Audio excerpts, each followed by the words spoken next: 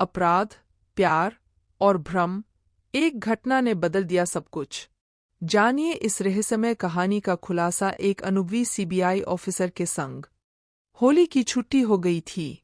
मेरे घर से फोन आया कि कब आ रही हो। मैंने कहा सुबह 6 बजे की ट्रेन से आऊंगी। इसलिए मैं अपने रूम से ट्रेन पकड़ने के लिए सुबह 4 बजे निकली। मैंने अपने रूम के पास बहुत सारी भीड़ देखी। मुझे बहुत ज्यादा टाइम नहीं हुआ था। यहाँ रहते सिर्फ 1 महीना ही हुआ था। तभी यहाँ से कुछ ज्यादा परिचित नहीं थी। मुझे लगा ये भीड़ होली के उपलक्ष्य में होगी, लेकिन लोगों के चेहरे देख बहुत अजीब सा लग रहा था। सब यही कहे जा रहे थे कि ये किसी से मतलब नहीं रखता। फिर ये सब कैसे हो गया? उन लोगों को देख मुझे बहुत जानने की जिज्ञासा हो रही थी कि आखिर आज यहाँ पर हो क्या रहा है। मैंने भीड़ के पीछे से झांकने की हिम्मत की, लेकिन कुछ नजर नहीं आया।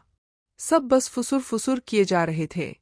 तभी एक आदमी अपनी खुरपी लेके भीड़ में से निकलते हुए दिखाई दिया। वो बहुत डरा हुआ था। बस यही कहे जा रहा था, मुझे इन्होंने बुलाया था, मैं कुछ नहीं जानता। और सारी भीड़ उसी के पास आके खड़ी हो गई। मुझे उस घर की खिड़की थोड़ी सी खुली दिखी। मैंने उसमें से झांकने की कोशिश की। उस मंजर को देख मेरे तो पैरों तले जमीन खिसक गई। एक आदमी कुर्सी पर बैठा हिले जा रहा था और उसके दोनों बच्चे उसके पैर पकड़ कर रो रहे थे। एक लाश जमीन पर पड़ी हुई थी। उसका सर धड़ से अलग था और पूरे कमरे में खून ही खून था। इस घटना की खबर पुलिस को दे दी गई थी। पुलिस घटनास्थल पर आई और उस खुरपी वाले आदमी से घटना का जायजा लेने लगती है। वो आदमी कहता है, साहब मैं इनके यहाँ माली का काम करता था। हफ्ते या 10 दिन में पौधों की गुड़ाई कर दिया करता था, लेकिन आज कुछ खास तौर पर मुझे बुलाया था, क्योंकि कुछ दिन बाद इनकी बेटी का मुंडन था। मैंने बहुत आवाज लगाई, लेकिन कोई निकल कर नहीं आया। फिर मैंने डोर बेल बजाई, फिर भी कोई नहीं निकला। फिर मैंने इनके घर के अंदर झांकने की कोशिश की तो मुझे बच्चों के रोने की आवाज सुनाई दी।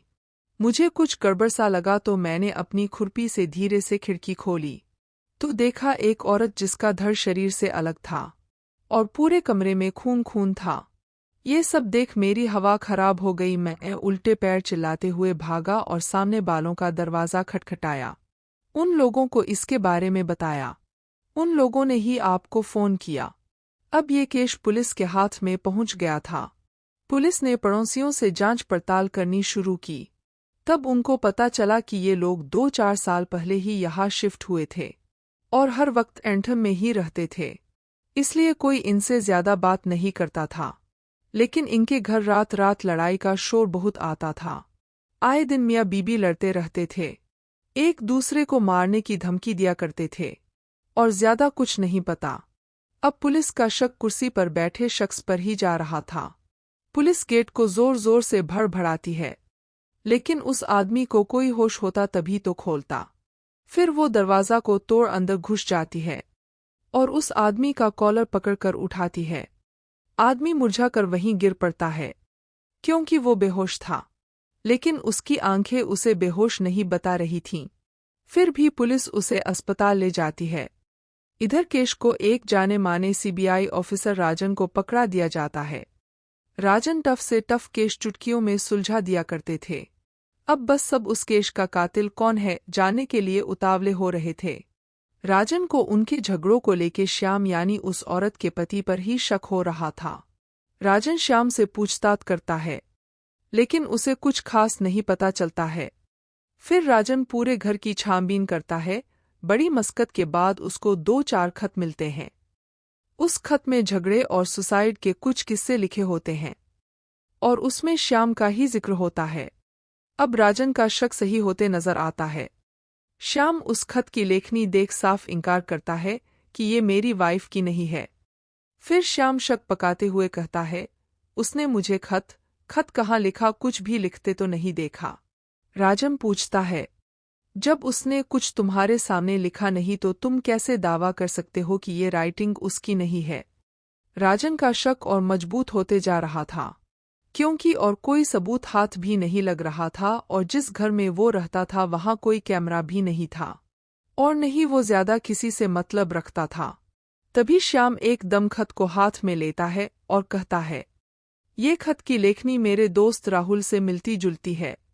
राजन वहां गश्त लगाने वाले आदमी से पूछता है, क्या आपने इस घर में किसी को आते जाते देखा है? गश्त वाला जवाब देता है, हमें ज्यादा ध्यान नहीं, लेकिन कभी कभी एक आदमी श्याम के ऑफिस चले जाने के बाद आता था। तब एक ऊंचे खंबे पर लगे कैमरे की फोटो को टटोला जाता है। उसमें एक आदमी सुबह के 4 बजे उस घर के अंदर जाता हुआ दिखता है, लेकिन उसका चेहरा एक सफेद गमछे से बंधा होता है। श्याम कहता है, इसकी चाल तो राहुल की जैसी ही है। पड़ोसियों से भी पूछा जाता है, तो वो भी लोग कहते हैं, कभी कभी एक आदमी आता था, इसकी चाल उसी की तरह लग रही है। अब राजन का शक श्याम से हटके राहुल पर होने लगा था। श्याम से राजन कहता है, तुम कैसे जानते हो इसे? श्याम का जवाब होता है, ये मेरी बीबी का आशिक है। ये आए दिन लोगों से झगड़े किया करता था, इसलिए उसने तंग आकर ब्रेकअप कर लिया था। जब उसे पता चला कि रीमा यानी श्याम की बीबी राहुल से शादी नहीं करेगी, तब राहुल रीमा को खत लिख के धमकी देने लगा था। एक दिन उसका फोन मेरे पास आया कि सॉरी, अब मैं रीमा को कभी परेशान नहीं करूंगा, क्योंकि अब मेरी भी शादी फिक्स हो गई है। इधर रीमा ने उसके सारे खत जला दिए थे। फिर ये खत कहाँ से आए कुछ पता नहीं। फिर राजन राहुल के घर पहुंचता है। राहुल वहां से 2 दिन से होता ही नहीं है। अब तो केश की कड़ियां सुलझते नजर आ रही थी। आखिर राजन कैसा भी केश हो, मिनटों में सुलझा देता था। राहुल का मोबाइल ट्रैक किया जाता है। उसकी लोकेशन एक जंगल के बीचों बीच की दिखती है। राजन अपनी टीम लेके बिना देरी किए वहां पहुंचता है। राहुल अपने पास किसी के आने की आहट पाकर वहां से भागने लगता है। राजन को मजबूरन उसके पैर पर गोली मारनी पड़ती है। राहुल वहीं पर छटपटा कर गिर जाता है और उसकी शर्ट पर खून लगा होता है। राजन उसे झट से हथकड़ी पहना देता है। राहुल डरते हुए बोलता है, सर मैंने ये खून नहीं किया है, मुझे छोड़ दो, मैं अपना सबूत मिटाने के लिए यहाँ पर आया था। मैं रीमा से बहुत प्यार करता था, इसलिए रीमा से मिलने उसके घर गया था।